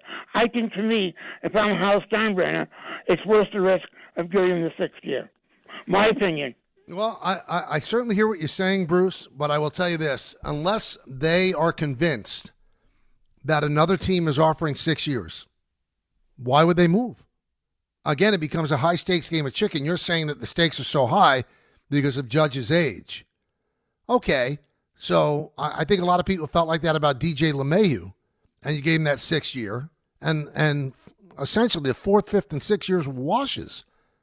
He couldn't play anymore. I'm not going to say that's going to happen with Cody, but you're not going to like that 6th year if he doesn't perform well in the 5th year, and all of a sudden you're saddled with $32 million on your payroll, and the player's no longer a viable player. If you look at the teams around baseball now, they're all going for shorter deals with higher average annual value. And they're doing that because players don't age well. Without PEDs, they don't age well. You don't see guys hitting 45 home runs when they're 39 anymore. People actually get old now. So the Yankees, I'm sure, have done their internal evaluations, as the Dodgers did with Tucker, and said, you know what, we don't think that Tucker's going to be as good a player in the 5th, 6th, 7th year. So we'll just pay him a lot for the first 4. The Yankees have done their evaluations, and they feel the best deal to offer Bellinger is 5. Now, if they're convinced that there's a 6th year out there and they might lose him, maybe they change their mind. But I'm telling you, they don't think that there's that longer-term offer out there. I think the greatest threat to them is if a team offers a high average annual value for a short deal. Like if somebody gives them $40 million a year for 3 years. Then how do they react to that? That's $8 million more a year than what he's making now. But it's $120, and the Yankees are offering $160 for 5 years. So would he take that? That's probably their biggest fear. I don't think their biggest fear is that there's a team that's offering 6 or 7 years. And another thing that has to be factored in, we keep saying, those teams that might be playing on the short average annual value, the short term, high average annual value, they're paying double for the player. Double. Is that what they want to do? And the Yankees essentially paying double for Bellinger as well. But they like the player. They like his skill set. They like how he fit into New York. They like how he plays at Yankee Stadium. And they're willing to go the extra mile. Are the other teams that don't know him that way willing to do that? Those are the questions. More of your phone calls, 1-800-919-3776. Hey, FanDuel is giving all customers a profit boost for the college football championship tonight. It's your last boost of the season. Pick the side you believe in or build a parlay that fits the moment. Then apply your profit boost and go after a boosted payout with everything on the line. For instance, will Indiana complete an undefeated season, or is Miami going to cap off a run, proving the naysayers wrong? Is Michael Irvin going to be happy? We'll see. FanDuel is the best place to get into the championship action. And when you win, you'll get paid instantly. So visit FanDuel.com/local to get your college playoff profit boost today. 21 plus, physically present in New York, opt-in required. Bonus issued as non-withdrawable profit boost tokens. Restrictions apply, including any token expiration and max wager amount. See terms at sportsbook.fanduel.com. For help with a gambling problem, call 1-877-8-HOPE-NY or text HOPE-NY 467-369. Empower. Pete's back on the links with all new golf clubs and hopefully less swearing. Dang, sliced it. He worked with Empower to help him get good at money so he can be a little bad. Heads up! Oof. Talent sold separately. Guy said these were slice proof. At least he has money for lessons. Invest well, live a little. Start today at empower.com. Out on the course, they're the PGA Tour's best players. But in the arena, they're prime time. And Season 2 of TGL presented by SoFi is back with lights, cameras, action. We're talking big moments, big personalities, big names in the stands, all on the big screen. Big-time matchups with shot clocks, hammer drops, timeouts, overtime, and playoffs. It's city versus city, squad versus squad. The sport just hits different under the lights. It's TGL presented by SoFi. Keep up. It's golf. Tune into every match. Only on ESPN. Not all F words are bad. Some are actually great, like fast, free fiber for 4 months. Yep, switch to Optimum Fiber for as low as $25 a month. Plus, for a limited time, you can get 4 months free, HBO Max included for 1 year, and a 5-year price lock. Don't wait, this free fiber deal won't last long, and the fastest, most reliable, most consistent internet speeds await you. Call 888-4-OPTIMUM or visit Optimum.com/free today. Terms apply. See Optimum.com for details. Ox Spine at New York Presbyterian is always in pursuit of a better way to heal the spine. We're getting more people moving again with minimally invasive, non-surgical, and surgical treatments with innovative solutions for every back and spine condition and your unique needs. Expert spine care is available now across New York City and Westchester. Find a doctor at nyp.org/oxspine. Stay amazing. New York Presbyterian. Whether it's day or night, hot flashes due to menopause can be unpredictable. That's why there's Veoza, a prescription treatment proven to reduce the number and severity of hot flashes day and night that can start working in as early as 1 week. Based on clinical studies measuring efficacy at 4 and 12 weeks, individual results may vary. Talk to your healthcare provider about what this may mean for you. For moderate to severe vasomotor symptoms or hot flashes and night sweats due to menopause, Veoza can cause serious side effects, including liver problems. Your doctor will do blood tests before and during treatment. Stop Veoza and call your doctor if you have symptoms of liver problems, such as feeling more tired than usual, decreased appetite, nausea, vomiting, itching, yellowing of the eyes or skin, pale stool, dark urine, or stomach pain. Don't use Veoza if you have cirrhosis, severe kidney problems, kidney failure, or take CYP1A2 inhibitors. Ask your doctor about Veoza. To learn more, call 1-866-239-1637 or go to Veoza.com. That's VEOZAH.com. Paid for by Stellus Pharma. Hey, football fans, picture this. You bet on your favorite player to score the first touchdown in the game, but his teammate scores instead. If this happens, BetMGM wants to give you another chance at the end zone. With BetMGM's second chance promotion, you'll get your stake back if your first touchdown scorer scores second instead. Really? That's right. Bet on any pro football player to score the first touchdown of the game. If you're right, you win. If your player scores second, you get your stake back in cash. With BetMGM's second chance offer, you have a chance to keep the fun going after the first player crosses the goal line. Try a first TD scorer wager with confidence today. BetMGM. Make it legendary. BetMGM and GameSense remind you to play responsibly. See BetMGM.com for terms. 21 plus only. New Jersey only. Existing customer offer. Subject to eligibility requirements. Rewards paid back in unrestricted withdrawable funds. Gambling problem? Call 1-800-GAMBLER. Hey, fans! Welcome back to Fansville's Cheers and Tears. Oh. Okay, so like everybody deals with losing, right? To a rival on a last-second field goal. Whatever, it's fine. I'm totally fine. But I cope with losing with an ice-cold Dr. Pepper. Those 23 flavors are like so delicious. They totally wash away the pain of your college football team taking a big fat L. College football, it's a pepper thing. Out on the course, they're the PGA Tour's best players. But in the arena, they're prime time. And Season 2 of TGL presented by SoFi is back with lights, cameras, action. We're talking big moments, big personalities, big names in the stands, all on the big screen. Big-time matchups with shot clocks, hammer drops, timeouts, overtime, and playoffs. It's city versus city, squad versus squad. The sport just hits different under the lights. It's TGL presented by SoFi. Keep up. It's golf. Tune into every match. Only on ESPN. All right, so the NBA All-Star starters have been announced. In the West, Luka Doncic, Shai Gilgeous-Alexander, Steph Curry, Nikola Jokic, and Victor Wembanyama. In the East, how about Jalen Brunson getting the start? Good for him. Giannis Antetokounmpo, Tyrese Maxey, Cade Cunningham, and Jaylen Brown.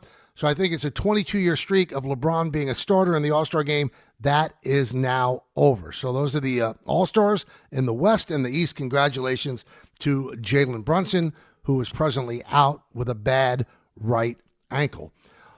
St. John's beats Villanova, and then Villanova ends up being ranked second behind UConn in the Big East rankings, and St. John's is third. Doesn't quite make sense, does it? You just beat Villanova. How's Villanova ahead of you? I'm sure Patino doesn't like that. 1-800, and I'll use that as motivation. He's smart.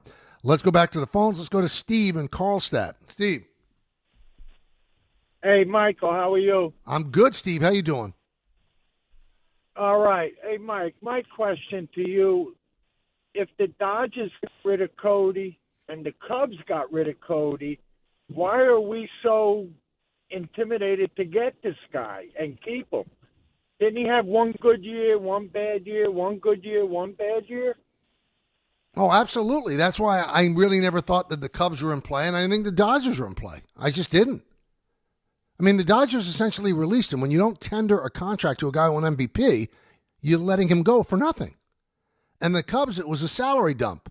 And I think that's why the Yankees are at 5. They don't want to go to 7 because it's like a volatile stock. Up and down, up and down. I think they want him because he had a great year with the Yanks. He was stupendous at the stadium. The stadium plays him beautifully, especially right center field. He's a really good defender at a couple of positions. He could fill in at first as well. Played a great left field, can play center if you need be, can play right to give Aaron Judge a little bit of a spell. He's a good player. I don't want people to think that he's not a good player. He's a really good player. But the Yankees have valued him at $32 for 5 years. That's $160. Hey, very quickly, I don't know if you guys saw this. The Buffalo Bills sent out an announcement that Sean McDermott has been relieved of his duties as a head coach. The first line of the press release, I'm not making this up. This isn't a joke. Sean has done an admirable job. Admiral, A-D-M-I-R-A-L. Not admirable, admiral job of leading our football team for the past 9 seasons, says owner Terry Pagula. How does that get through the PR staff? How does that get through the personal assistant of Mr. Pagula? How? An admiral job? Not admirable, A-D-M-I-R-A-L. And you're going to fire Sean McDermott for not doing his job the right way or well enough, and you put that out in a statement? It makes you almost look like you're illiterate. It's incomprehensible to me. It really is. Incomprehensible. Let's go to Frankie in Florida. Frankie, talk to me. Hi, Michael. How are you this week? Good. How are you doing? I'm doing well, thank you. A couple of comments. First on Bellinger, I think that's more, and quite honestly, I'm quite surprised that the Yankees did offer Bellinger this salary. Yes, he's a great fit. Yes, he's protection for Judge. Yes, he wants to be a Yankee. And those are all good reasons to bring him back. But a couple of things I'd like to point out there is that all of these free agents, these high-end free agents, all this crazy money, Bichette being the latest, the highest-paid infielder in baseball history, right? Mm-hmm. Yep. All this could have been avoided if every owner just waited. Because if every owner just waited, okay, these players want to play. Okay, they would not jeopardize, with the shutdown coming next year, possibly 2 years of no salary. So their prices would have to come down. Unfortunately, and this is why there will be a shutdown, is owners like the Mets, the Jays, the Dodgers, possibly the Phillies, okay, they don't care. And that's the problem with baseball, okay? And so I just want you to your opinion on those points. And as far as runs, the Yankees had the most runs. Well, it's very misleading. How did the Yankees play against the good teams? That's what you have to, if you really want to compete for a World Series. But Frankie, everybody keeps bringing that up. The Yankees were an even 500 against teams over 500. And they beat up on bad teams. I don't care how you get to 94 wins. You won more games than any team. No team won more games than you in the American League. The Blue Jays won the same amount and then beat you up individually. And that was the difference. But you can't spin the numbers to fit your narrative. How did they do against good teams? You're supposed to play 500 against good teams and beat up on bad teams. That's exactly what they did. They were exactly 500 against teams 500 or over. And they beat up on bad teams. So where's the bad thing? Now you can say, well, in the postseason, that rears its ugly head. Yeah, and it did. And it did. Now, in terms of waiting it out, really, do you wait it out? They waited till January 15th.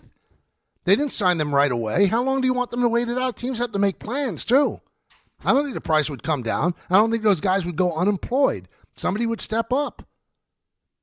You've got two teams that don't care about money.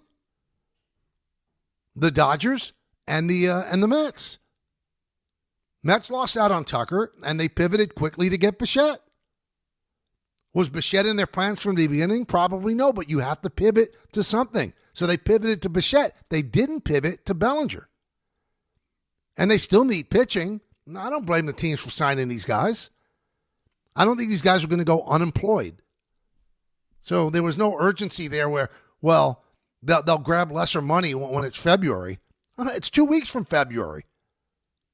And Kyle Tucker got an average of $60 million a year, present day value $57. He's the highest paid player of all time. On present day value, people keep saying, well, he's under Ohtani. No. Ohtani's present day value is $47 million.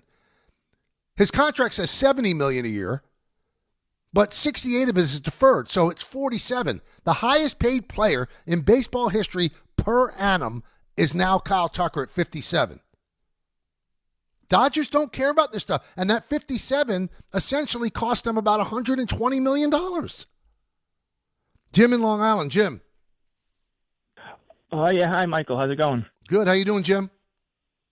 I'm doing fine. I got some stuff about the Yankees. I feel like the Yankees 2019 offseason still haunts them, where if they were able to make a swing for Bryce Harper or a Manny Machado, to have Judge have proper security above and below him in the order, we wouldn't have had to have these stopgaps of like a Josh Donaldson getting paid $21 million a year, an Aaron Hicks deal that didn't pan out, where when you find out their deals that they actually signed back then, they're sweetheart deals compared to the mega contracts like Kyle Tucker's getting.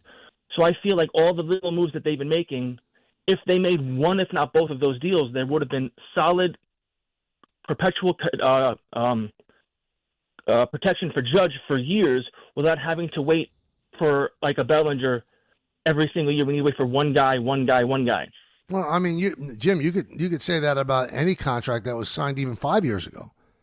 You know, Judge's contract was signed 3 years ago, and it's an absolute bargain now.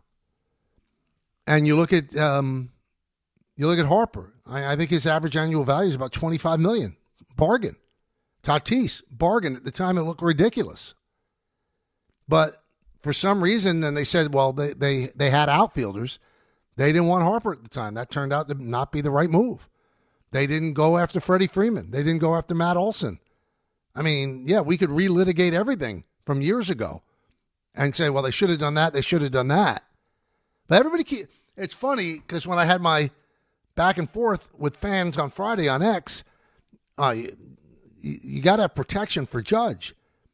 First of all, there is no protection for Judge. There's nobody that you could hit behind Judge that you'd rather pick the Judge than that person. That person doesn't exist, including Ohtani.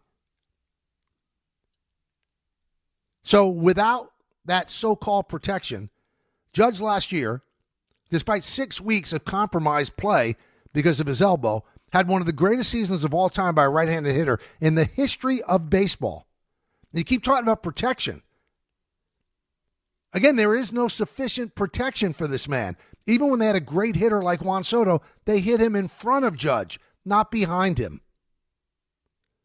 So let's not freak out about protection, because if you look at last year's team, was there any unbelievable protection behind him? Now, when Stanton got back and was playing great at the beginning, that provided some level of protection, but Judge is one of one. You can't walk him every single time. Maybe the Blue Jays found out that that's the way to go about it. That's why they beat them when they swept the Yankees in that 4-game set. They kept intentionally walking him.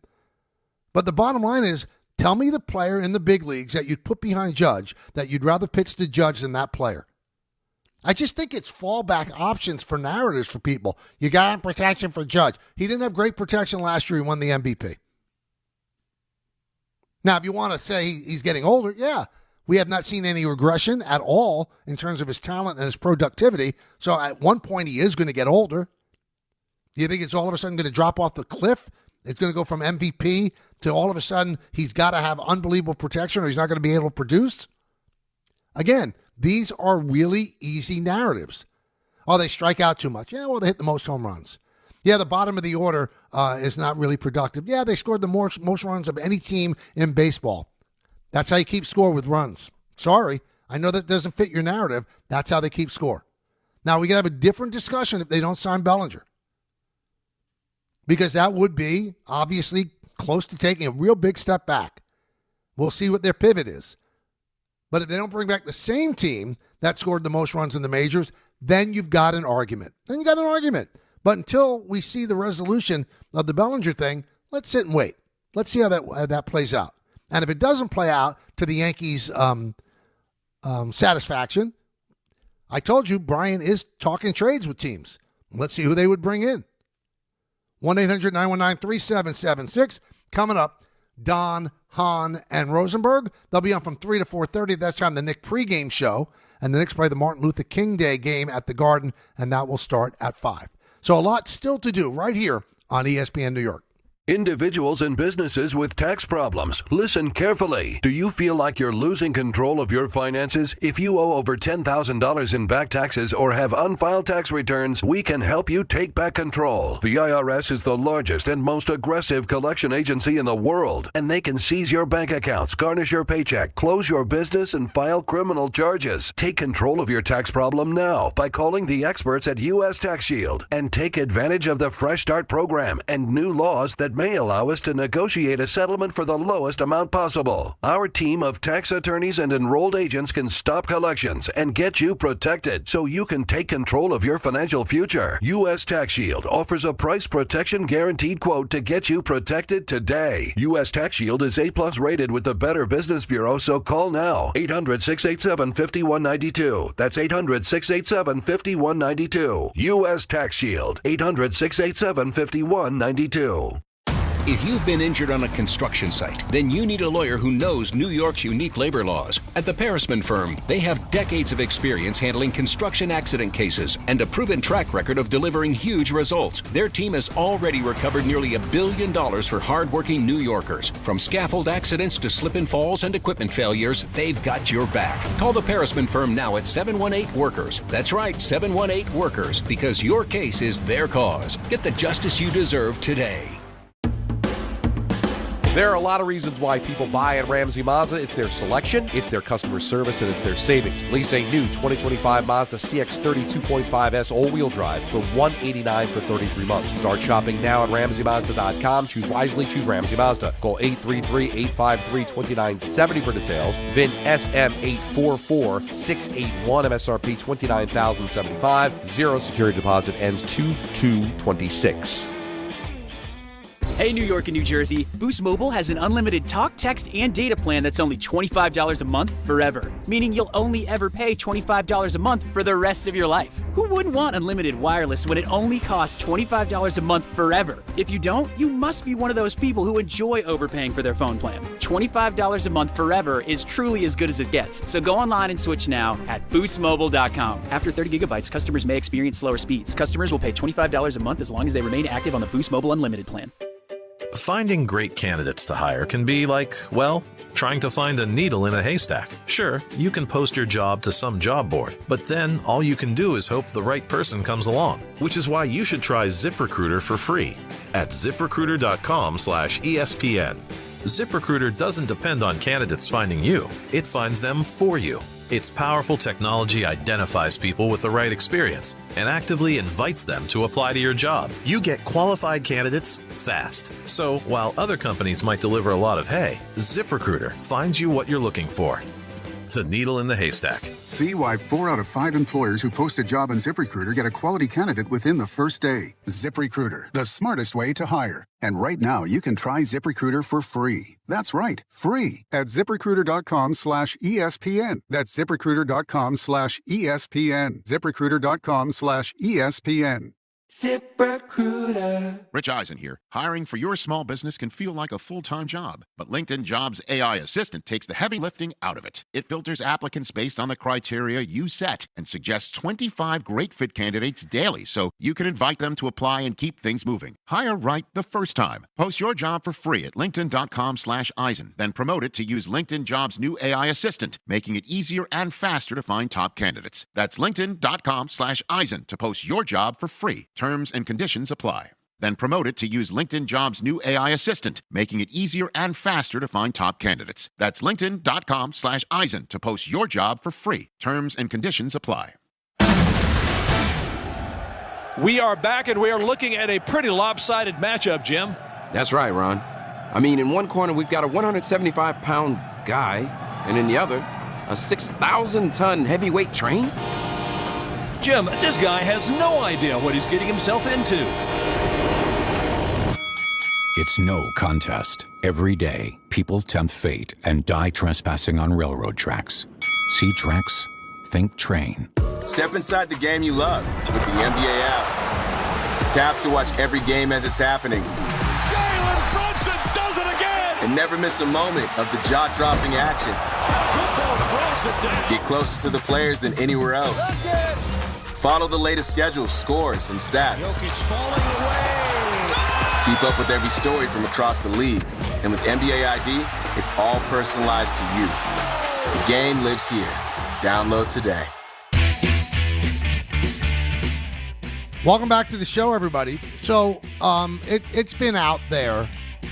I mean, the headlines are unbelievable, especially the one in the New York Post, that, you know, it's kind of a nuclear war between Peter Rosenberg and myself. It's unbelievable, first of all, that anybody would care. Second of all, I had texted privately to Peter about something that he said on his Cheap Heat podcast, where he complimented Joe Tessitore. And he said about Joe Tessitore the same thing that he used to say about me, that I was such a great point guard, I was able to be funny and lead the show and set up he and Don. And then he said that Tessitore was the best he's ever worked at it. Now, Joe Tessitore is great.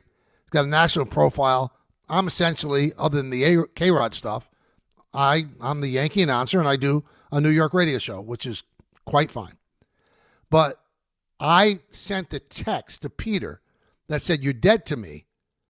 First of all, because I thought he'd be shocked that he would even listen to his Fakakta podcast, Cheap Heat, about wrestling, which I have no interest in. None. I thought that it would be funny that he probably said this on his Cheap Heat podcast, never thinking that I'd see it or hear it. And somebody had sent it to me and told me the exact time that he actually mentioned my name. Michael Kay's going to kill me for this. Now, the only reason he said Michael Kay's going to kill me for this is because he knows that he had said the same thing about me. Now, listen, I've said over and over and over again how thin-skinned I am, but not to the point of being ridiculous. If he wants to compliment somebody, he should compliment someone. It's just the fact that he complimented somebody about a compliment that he used to say all the time about me. So I'm just joking with him, like I was joking with him that we don't have the same interaction that we used to have when we worked together 5 days a week. So rather than just take it for the joke that it was, Peter brought it to the air. And so people all of a sudden thought that we were in a real brawl, that I really didn't like him, that I really have no use for him, blah, blah, blah, blah. If I did, and I felt that way, I in all likelihood would have brought it on the air because, you know, that kind of internal friction, not bad for publicity. It turned out to be that he brings it out. And I know Peter is a great self-promoter. So he did bring it onto the air, and Awful Announcing brought it up, although I thought they were very responsible with the way they wrote it. And then the New York Post made it out to be like we were at each other's throats, and this was a real thing. Here's the thing that scares me. Not any of this. If the media could get something like that so wrong, something so insignificant, a New York radio internal war so wrong, what are they getting wrong of import about what's happening in the world? How could they get those things that are important to the way people see the world? How wrong are they with that? If they could be that wrong about something so silly and never even check with me or Peter. And then Peter's line, Michael's a bride at every wedding and the corpse at every funeral. Good line. It's from his mom, by the way. But the only reason that this became an issue is because of the fact Peter made a private joke text into something public. So, he actually texted me, I'll bring it all out front, and said something like, "Oh, we should just keep this going." I said, No, we're not going to keep this going because every time it's written, I'm the bad guy. I'm the nozzle. I'm the sensitive guy that didn't like that you complimented Joe Tessitore. None of that stuff is true. I was just texting Peter on the fact that how disingenuous he is.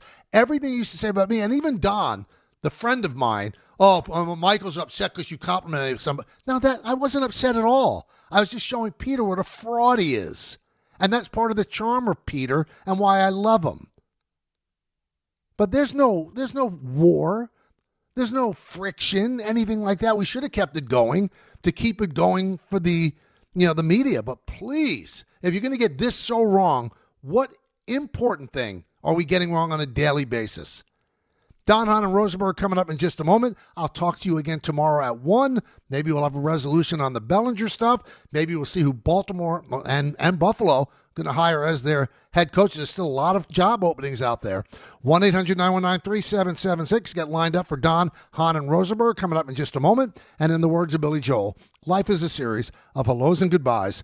I'm afraid it's time for goodbye again. See everybody. Have a wonderful rest of the day. Empower. After wanting one for years, Kevin is finally enjoying his new hot tub. This is the life.